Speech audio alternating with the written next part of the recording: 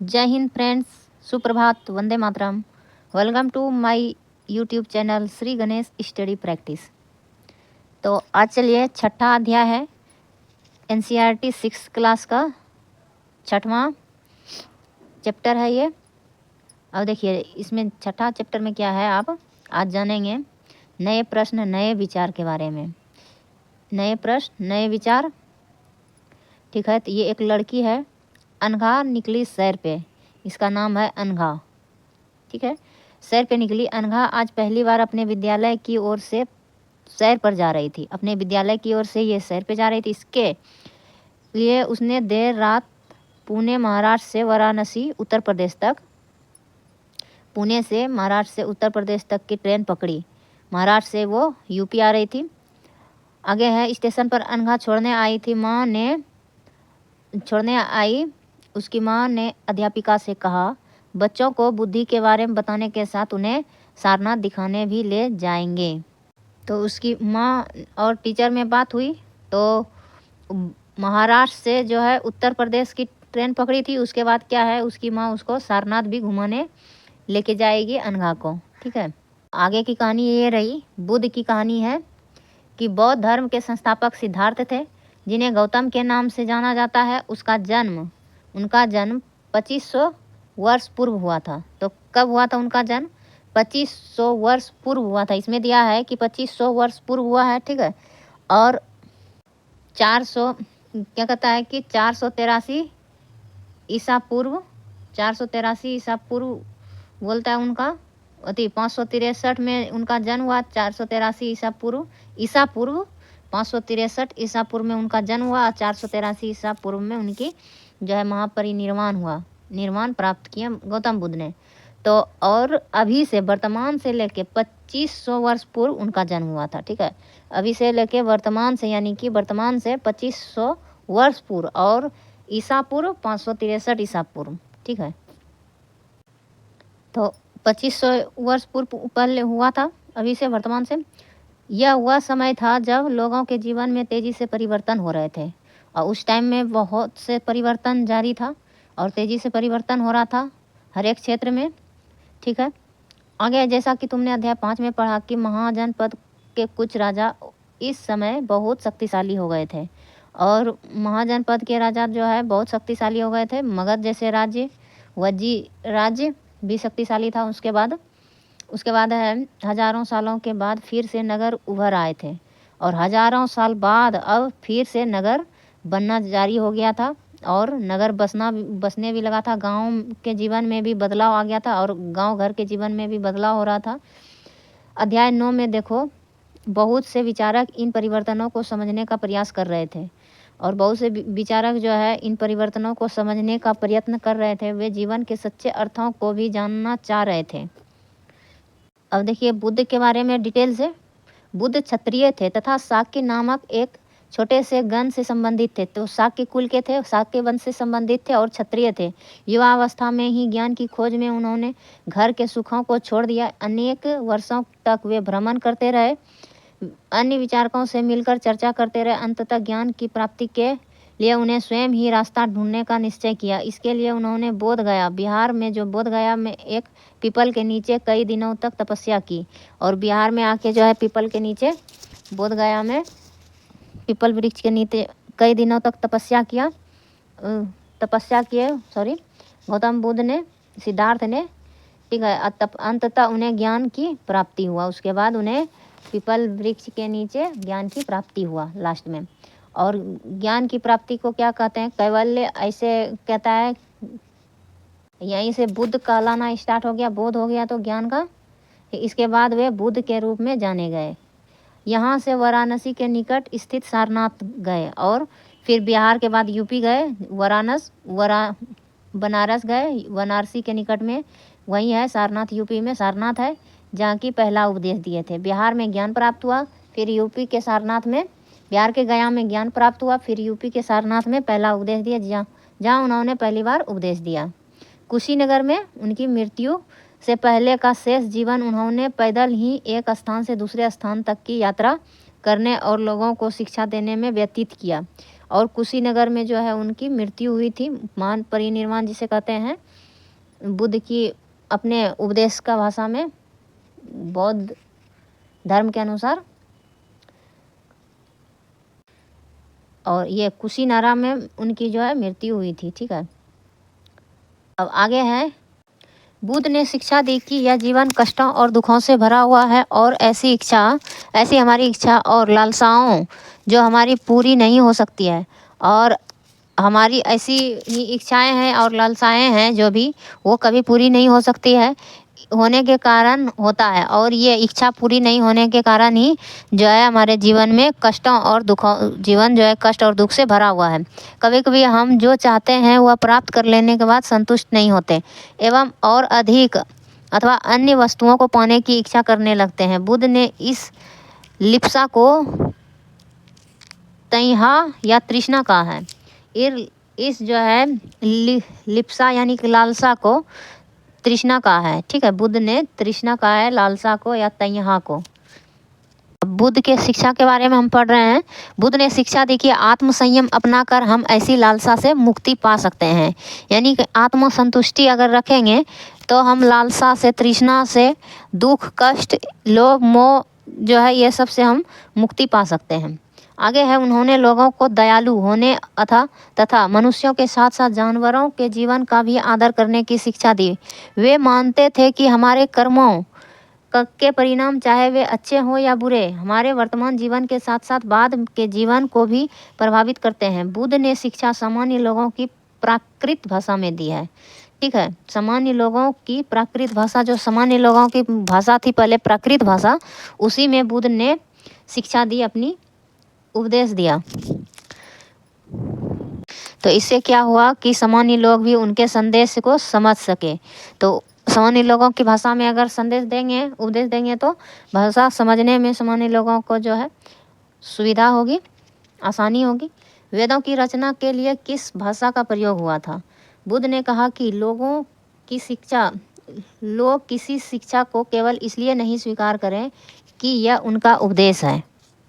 यानी कि बुद्ध ने बोल रहे थे कि हम शिक्षा दे रहे हैं, उपदेश दे रहे हैं, इसलिए मेरी शिक्षा नहीं मानिए, बल्कि वे उसे अपने विवेक बुद्धि से मापिए, तौलिए, तुलना कीजिए, मापिए कि ये शिक्षा हम जो उपदेश दे रहे हैं वो सही है या गलत है। आओ देखो उन्होंने ऐसा किस प्रकार किया।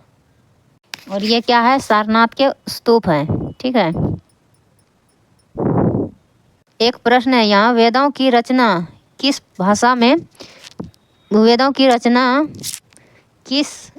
के लिए किस भाषा का प्रयोग किया? यानी कि वेदों की रचना किस भाषा में हुई? तो संस्कृत भाषा में वेदों की रचना हुई थी। आगे देखिए, सारनाथ स्तूप, ये सारनाथ स्तूप है।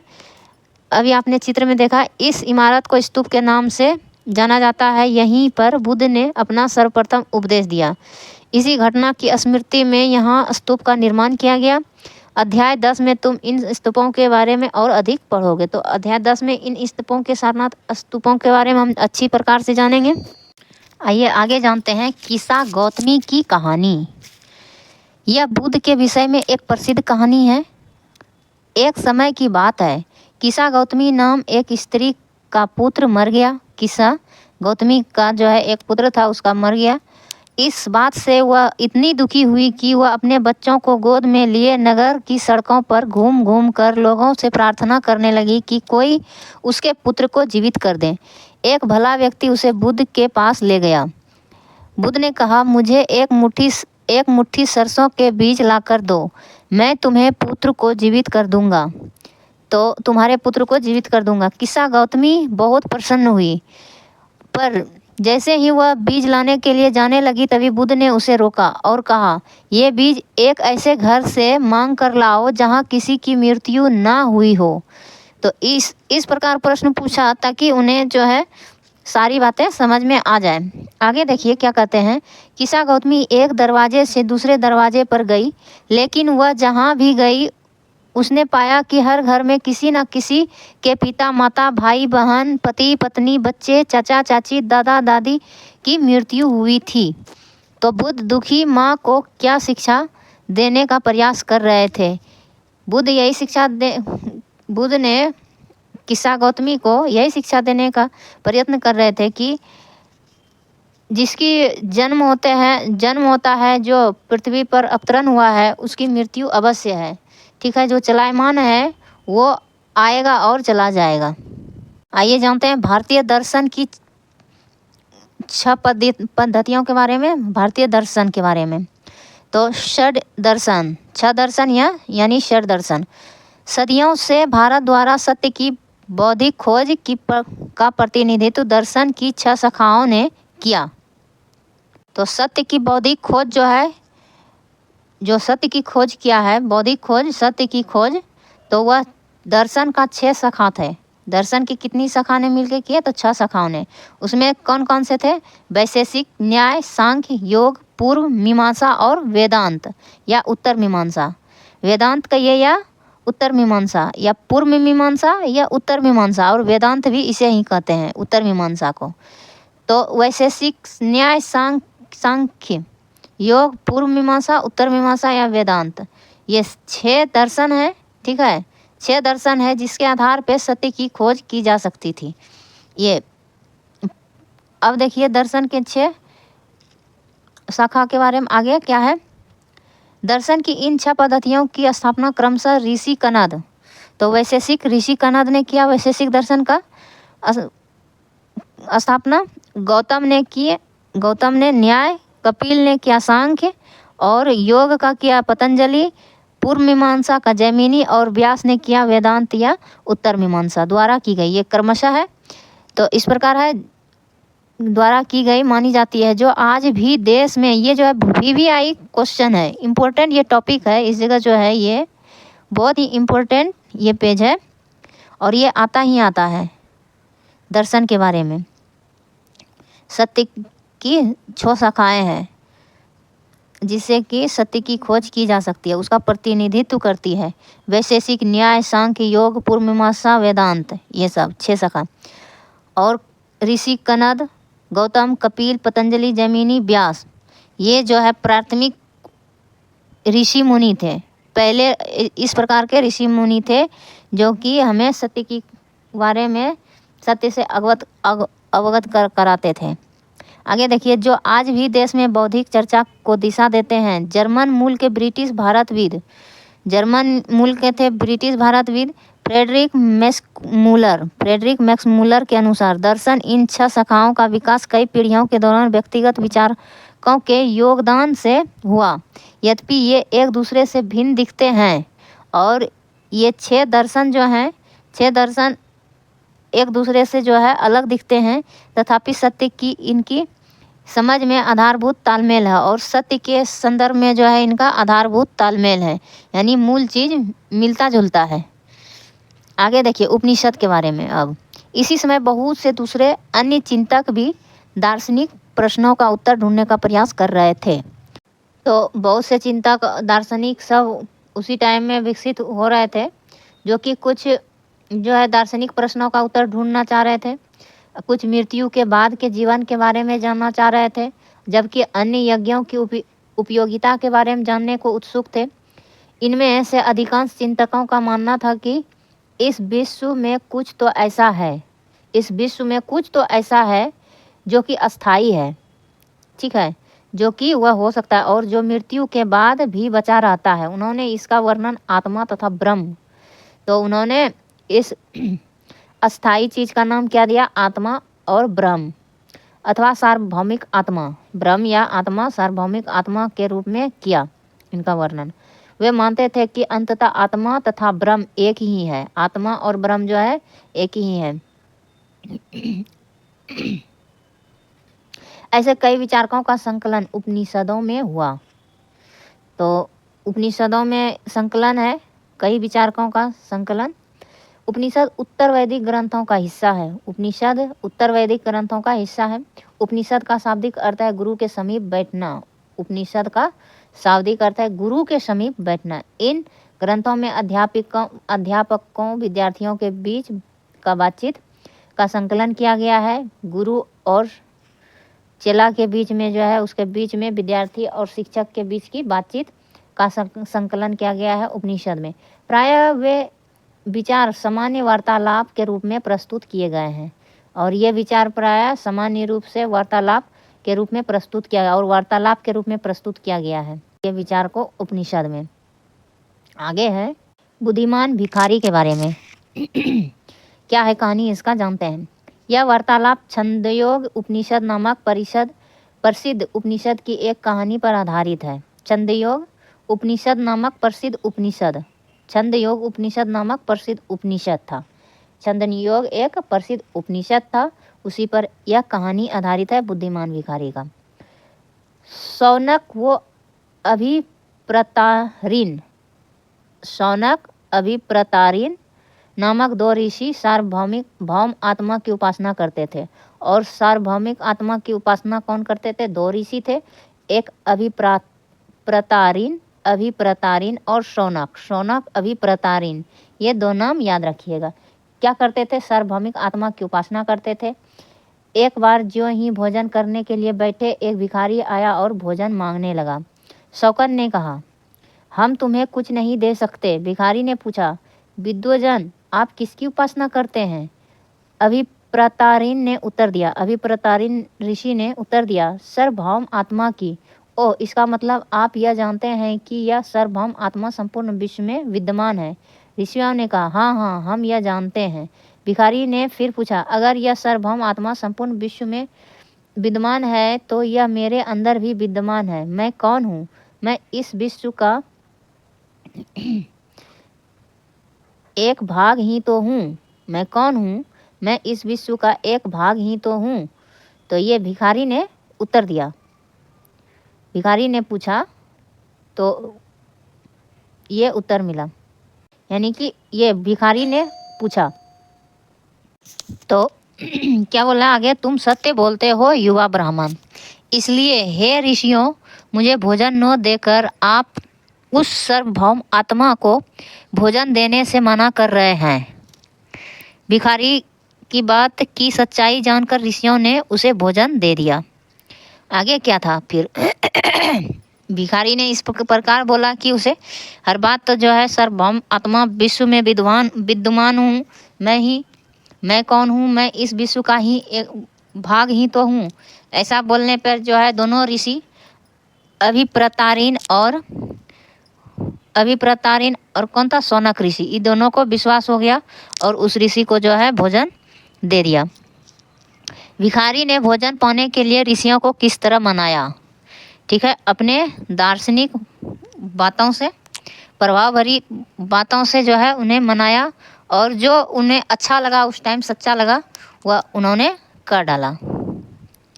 आगे है, इन चर्चाओं में भाग लेने वाले अधिकांशतः पुरुष, ब्राह्मण तथा राजा होते थे। तो ये उपनिषद के बारे में दिया गया है। ठीक है, उपनिषद में का शाब्दिक अर्थ क्या था? कि गुरु के समीप बैठना। और इसमें संकलित क्या किया गया था? उपनिषद में लिखा गया था, अध्यापक और विद्यार्थी के बीच का बातचीत का संकलन किया गया था। यही वार्तालाप जो है उपनिषद में संकलित किया गया, इसी को आगे प्रस्तुत किया गया है अगले पंक्ति में। तो उपनिषद के विद्यार्थी और गुरु का जो बातचीत चलता था उपनिषद में जो संकलित किया गया है, उन्हीं के बारे में है आगे। इन चर्चाओं में भाग लेने वाले अधिकांशतः पुरुष, ब्राह्मण तथा राजा होते थे। पुरुष, ब्राह्मण और राजा होते थे। कभी कभी गार्गी, अपाला, घोषा, मैत्री, गार्गी, अपाला, घोषा, मैत्री, ये चार गो स्त्री विचारक थी। 4 स्त्री विचारक थी। मैत्री, घोषा, अपाला, गार्गी। मैत्री, घोषा, अपाला, गार्गी जैसी 4 स्त्री विचारकों का भी उल्लेख मिलता है। और ये स्त्री विचारक थी, उल्लेख मिलता है, जो अपनी विद्वता के लिए जानी जाती थी और ये सब विद्वान थी।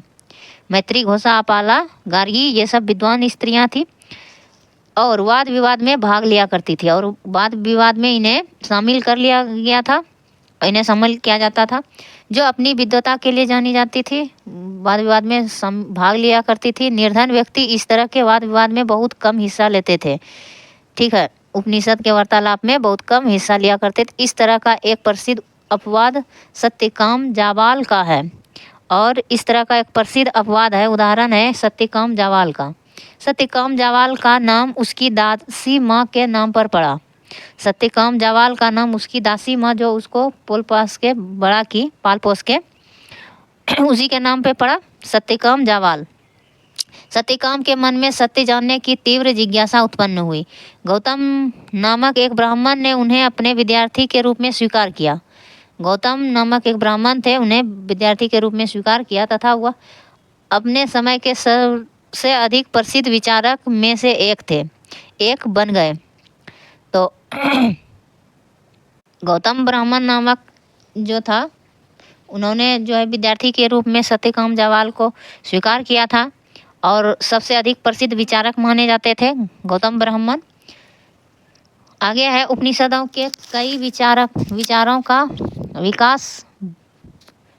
का विकास बाद में प्रसिद्ध विचारक शंकराचार्य के द्वारा किया गया, और प्रसिद्ध विचारक शंकराचार्य के द्वारा किया गया, जिनके बारे में तुम कक्षा 7 में पढ़ोगे।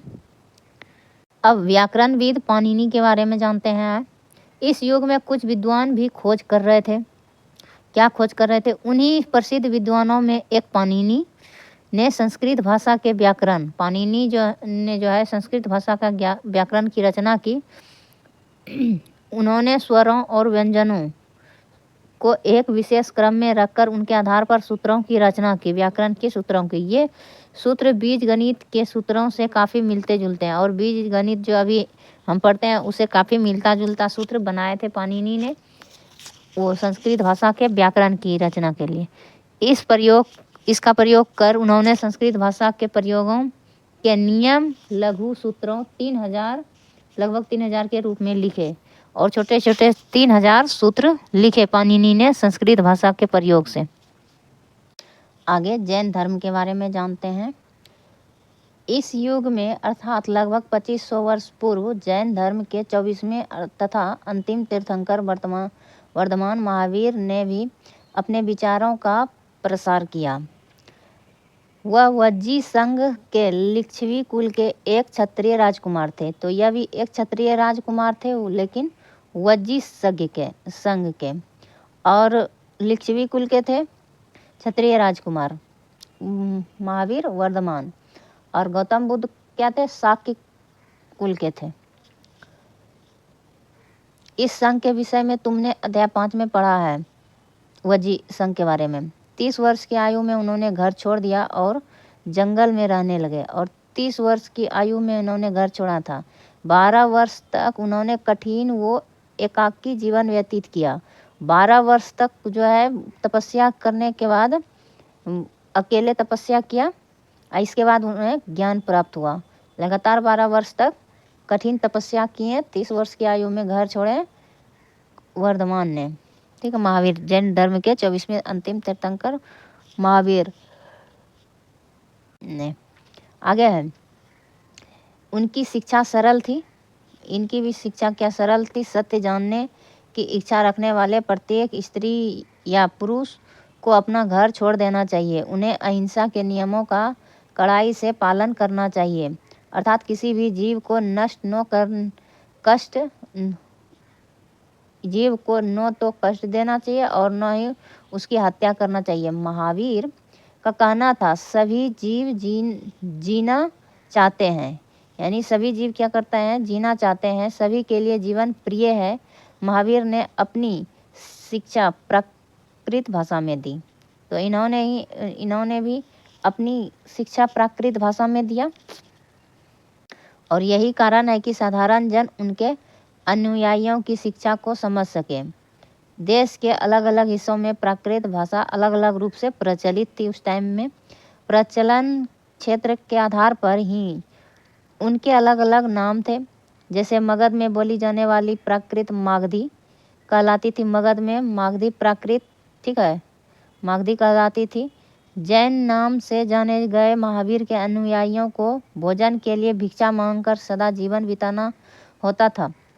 उन्हें पूरी तरह से ईमानदार होना पड़ता था तथा चोरी न करने की उन्हें सख्त हिदायत दी थी।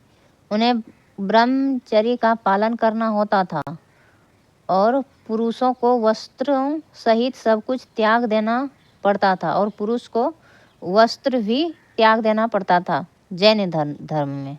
तो आगे क्या है, अधिकांश व्यक्तियों के लिए ऐसे कड़े नियमों का पालन करना बहुत कठिन था। फिर भी हजारों व्यक्तियों ने इस नई जीवन शैली को जानने सीखने के लिए अपने घरों को छोड़ दिया। कई अपने घरों पर ही रहे और भिक्षु भिक्षुनी बने बने लोगों को भोजन प्रदान कर उनकी सहायता करते रहे। मुख्यतः व्यापारियों ने जैन धर्म का समर्थन किया। किसानों के लिए इस नियम का पालन करना अत्यंत कठिन था, क्योंकि फसल की रक्षा के लिए उन्हें कीड़े मकोड़े को मारना पड़ता था। बाद की सदियों में जैन धर्म उत्तर भारत के कई हिस्सों के साथ साथ गुजरात, तमिलनाडु, कर्नाटक में भी फैल गया। महावीर तथा उनके अनुयायियों की शिक्षाएं कई शताब्दियों तक मौखिक रूप में ही रही। वर्तमान रूप में उपलब्ध जैन धर्म की शिक्षाएं लगभग 1500 वर्ष पूर्व गुजरात में वल्लभी नामक स्थान पर लिखी गई थी। आगे है मानचित्र 7 और पृष्ठ 89 में देखने के लिए बोले हैं। और इसमें देखिए क्या है, जैन शब्द जीन शब्द से निकला है, जिसका अर्थ है विजेता। जीन का अर्थ है विजेता। महावीर के लिए जीन शब्द का प्रयोग क्यों हुआ? तो जीन शब्द का प्रयोग क्यों हुआ होगा कि उन्होंने अपने आप को जीत लिया, ठीक है, इसीलिए विजेता कहलाया। जीन शब्द इसीलिए प्रयोग हुआ होगा शायद। आगे है संघ के बारे में। महावीर तथा बुद्ध दोनों का ही मानना था कि घर का त्याग करने पर ही सच्चे ज्ञान की प्राप्ति हो सकती है। ऐसे लोगों के लिए उन्हें संघ नामक संगठन बनाया, जहां घर का त्याग करने वाले लोग एक साथ रह सके। तो घर को त्याग करने के बाद संघ में संगठित होकर रहने चले जाते थे। संघ में रहने वाले लोग बौद्ध भिक्षुओं के लिए बनाए गए नियम विनय पिटक नामक ग्रंथ में मिलते हैं। यानी संघ में रहने वाले बौद्ध भिक्षुओं के लिए जो नियम बनाए थे वह नियम विनय पिटक ग्रंथ में मिलता है। विनय पिटक से हमें पता चलता है कि संघ में पुरुषों और स्त्रियों की रहने की अलग अलग व्यवस्था थी। सभी व्यक्ति संघ में प्रवेश ले सकते थे। हालांकि संघ में प्रवेश के लिए बच्चों को अपने माता पिता से, दासों को अपने स्वामी से, राजा के यहाँ काम करने वाले लोगों को राजा से तथा कर्जदारों को अपने देनदारों से अनुमति लेनी होती थी।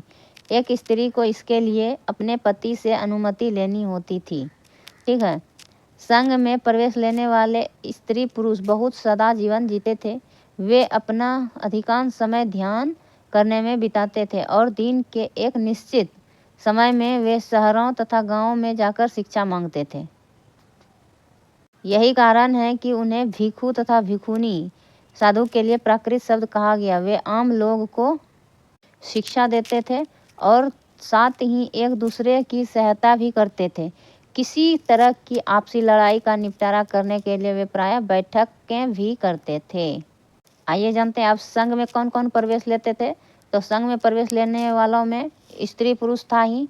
आगे है ब्राह्मण, क्षत्रिय, व्यापारी, मजदूर, नाई, गणिकाएँ तथा दास शामिल थे। इनमें से कई लोगों ने बुद्ध की शिक्षाओं के विषय में लिखा तथा कुछ लोगों ने संघ में अपने जीवन के विषय में सुंदर कविताओं की रचना की। पिछले अध्याय में वर्णित संघ और इस अध्याय में वर्णित संघ के बीच दो भिन्नताएं बताओ। क्या इनमें कोई समानताएं दिखी हैं? आगे देखिए विहार। जैन तथा बौद्ध भिक्षु पूरे साल एक स्थान से दूसरे स्थान घूमते हुए उपदेश दिया करते थे, ठीक है। जैन और बौद्ध भिक्षु जो थे, भिक्षु, इसे भिक्षु कहते थे, एक स्थान से दूसरे स्थान तक घूमते थे। किस लिए? उपदेश देने के लिए। केवल वर्षा ऋतु में जब यात्रा करना कठिन हो जाता था तो वे एक स्थान पर ही निवास करते थे। ऐसे समय में वे अपने अनुयायियों द्वारा उद्यानों में बनवाए गए अस्थायी निवासों में, पहाड़ी क्षेत्रों की प्राकृतिक गुफाओं में रहते थे। तो बौद्ध और जैन भिक्षु कहाँ रहते थे वर्षा ऋतु में? तो उद्यानों में या तो गुफाओं में रहते थे। जैसे जैसे समय बीतता गया, भिक्षु भिक्षुनियों ने स्वयं उनके समर्थकों ने अधिक अस्थायी शरण स्थलों की आवश्यकता का अनुभव किया।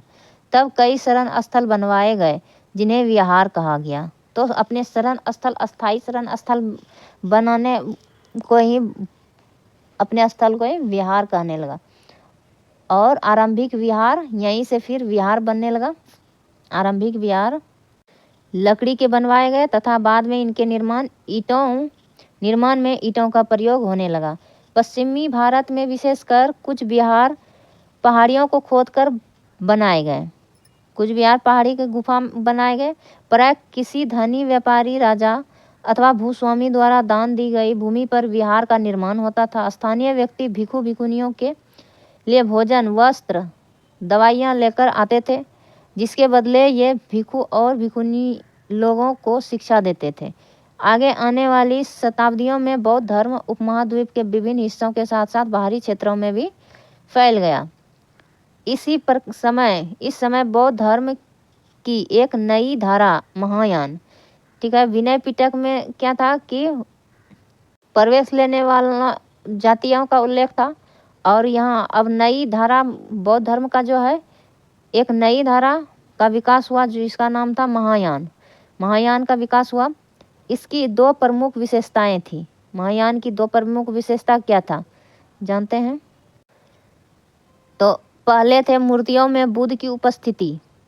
मूर्ति बनाते थे, उसमें बुद्ध की उपस्थिति यानी कि बुद्ध की मूर्ति कुछ संकेतों के माध्यम से दर्शाई जाती थी, यानी कि बुद्ध भगवान मूर्ति बनाते थे और उसमें बुद्ध के संकेत की उपस्थिति दर्शाई जाती थी। बुद्ध का संकेत दिया जाता था, पूरे के पूरे भगवान बुद्ध के नहीं बनाते थे। तो मूर्तियों में बुद्ध के संकेत के माध्यम से दर्शाई जाती थी उपस्थिति, बुद्ध का उपस्थिति होना। मिसाल के तौर पर उनकी निर्वाण प्राप्ति को पीपल के पेड़ की मूर्ति द्वारा दर्शाया जाता था। और मिसाल के तौर पर उनकी निर्वाण, जो बुद्ध के महापरिनिर्वाण हुए थे, उनका देहांत जो हुआ था, तो मिसाल के तौर पर पीपल पेड़ की मूर्ति द्वारा दर्शाया जाता था, ठीक है। तथा पर अब बुद्ध की प्रतिमाएं बनाए जाने लगी बाद में, यानी कि संकेत को छोड़ के अब प्रतिमाएं ही बनाने लगे बुद्ध की। इसमें से अधिकांश मथुरा में तो कुछ तक्षशिला में बनाए जाने लगी। मथुरा और तक्षशिला में बुद्ध की प्रतिमाएं बनाई जाने लगी। दूसरा परिवर्तन तब हुआ जब बोधिसत्व में आस्था को लेकर आया। बोधिसत्व में उन्हें कहते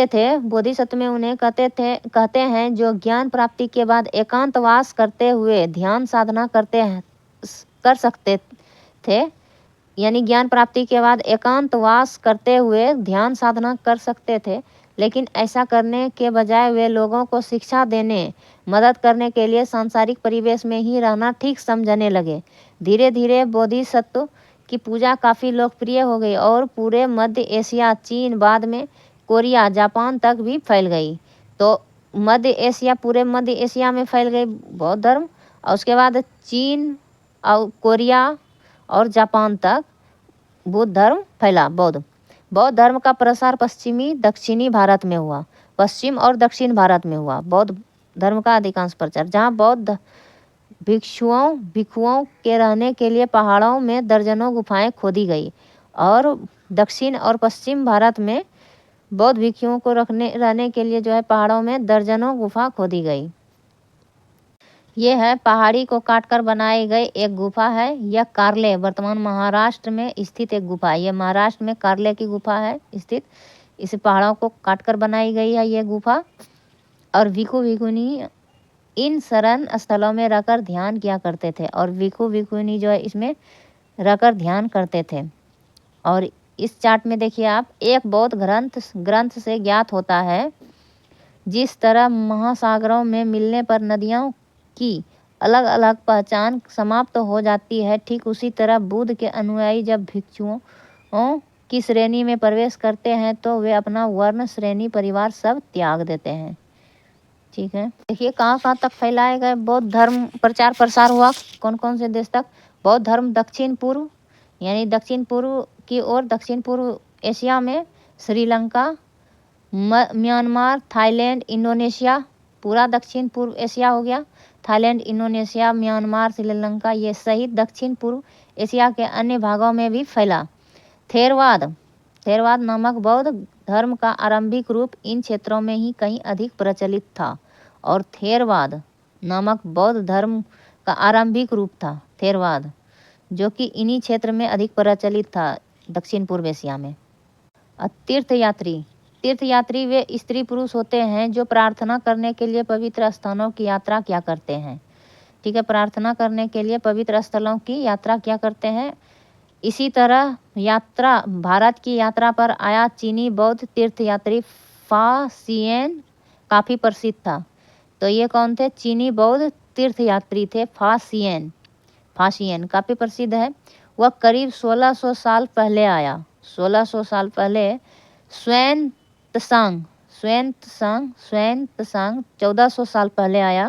स्वयं त्सांग पहले भारत आया 1400 साल पहले। उसके करीब 50 साल बाद इत्सिंग आया और 1400 साल पहले आने के 50 साल बाद यानी 1350 साल पहले इत्सिंग आया भारत। वे सब बुद्ध के जीवन से जुड़ी जगहों और प्रसिद्ध मठों को देखने के लिए भारत आए और वे सब बुद्ध के पवित्र स्थल को देखने आए। आगे है, इनमें से प्रत्येक तीर्थयात्री ने अपनी यात्रा का वर्णन लिखा। इन्होंने अपनी यात्रा के दौरान कई आई मुश्किलों के बारे में भी लिखा। इन यात्राओं में कई वर्ष लग जाया करते थे।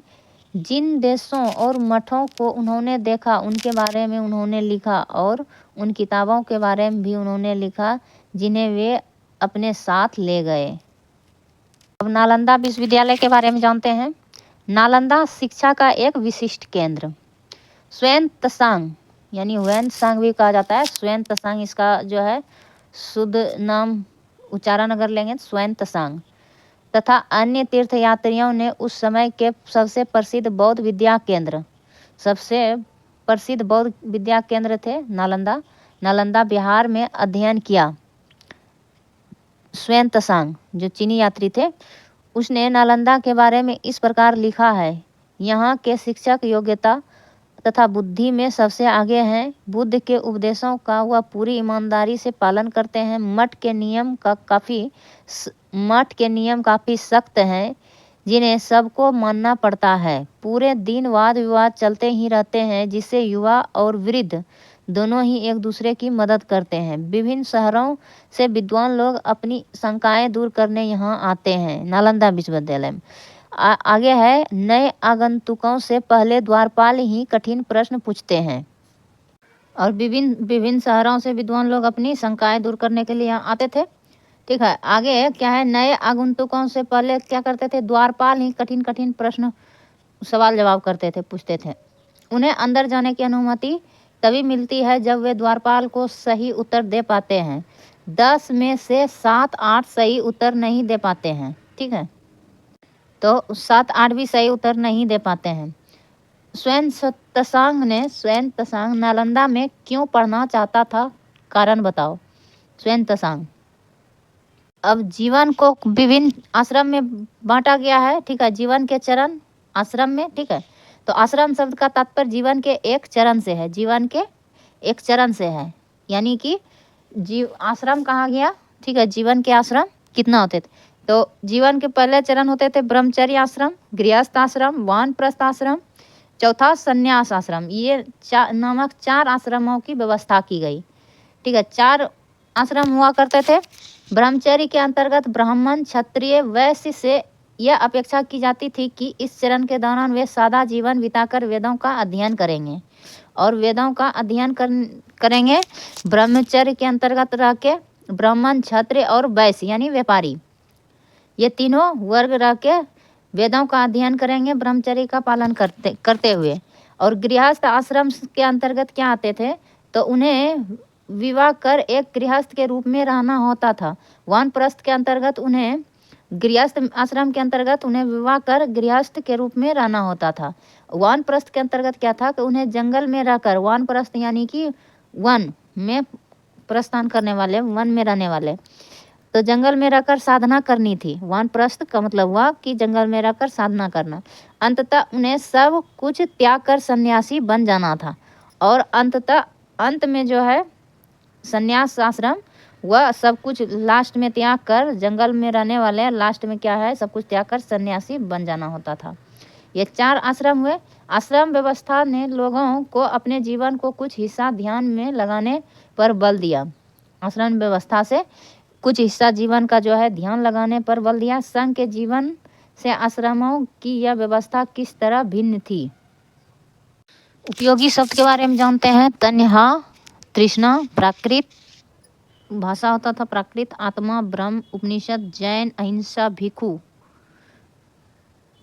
संघ, विहार, आश्रम। आगे है सही गलत को बताना है। और 1 नंबर प्रश्न थोड़ा बड़ा था इसलिए उसको छोड़ दिए। बुद्ध ने पशु बलि को बढ़ावा दिया, ये तो बिल्कुल गलत है। बुद्ध द्वारा प्रथम उपदेश सारनाथ में देने के कारण इस जगह का बहुत महत्व है, ये सही है। बुद्ध ने शिक्षा दी कि कर्म का हमारे जीवन पर कोई प्रभाव नहीं पड़ता, ये गलत है। कर्म का हमारे जीवन पर प्रभाव पड़ता है। बुद्ध ने बोध गया में ज्ञान प्राप्त किया, ये सही है। आगे है उपनिषदों के विचारकों का मानना था कि आत्मा और ब्रह्म वास्तव में एक ही है। आत्मा और ब्रह्म उपनिषदों के विचारकों का मानना था। तो ये प्रश्न जो है अध्याय 5 में उपनिषदों के बारे में पढ़ा है, उसमें इसका मिलेगा। उपनिषदों के विचारक किन प्रश्नों का उत्तर देना चाहते थे। आगे है महावीर की प्रमुख शिक्षाएं क्या थी, ये हो गया। अब देखिए कुछ महत्वपूर्ण तिथियों के बारे में। ये सब जो है एक हम अलग से क्वेश्चन का आंसर सीरीज जो है आपको विद सॉल्यूशन के साथ आपको बताएंगे दूसरे वीडियो में। अभी ये 6ठे का एनसीईआरटी ये पूरा ख़त्म हो जाएगा। 6ठे के बाद जो है पहले आपको पूरा क्वेश्चन आंसर 6ठा, 7वां, 8वां, 9वां, 10वां एनसीईआरटी का क्वेश्चन आंसर ही सिर्फ करवाएंगे, ठीक है। कुछ महत्वपूर्ण तिथियों के बारे में आप जानते हैं। उपनिषदों के विचारक जैन, महावीर तथा बुद्ध लगभग 2500 वर्ष पूर्व थे, ठीक है, उपनिषदों के विचारक। और जैन ग्रंथों का लेखन लगभग 1500 वर्ष पूर्व हुआ। और जैन ग्रंथों का लिखने का कार्य जो है 1500 साल पहले हुआ। और 2500 साल पहले क्या हुआ, उपनिषद के विचारक हुआ करते थे बुद्ध और महावीर। तो बुद्ध महावीर उपनिषद के विचारक थे। तो यहाँ आत्मा और ब्रह्म वास्तव में एक थे, तो ये सही है, ठीक है, ये वाला ठीक है, क्या कि उपनिषदों के विचारक जैन और बौद्ध ही हुआ करते थे, ठीक। तो यहाँ तक आज के लिए।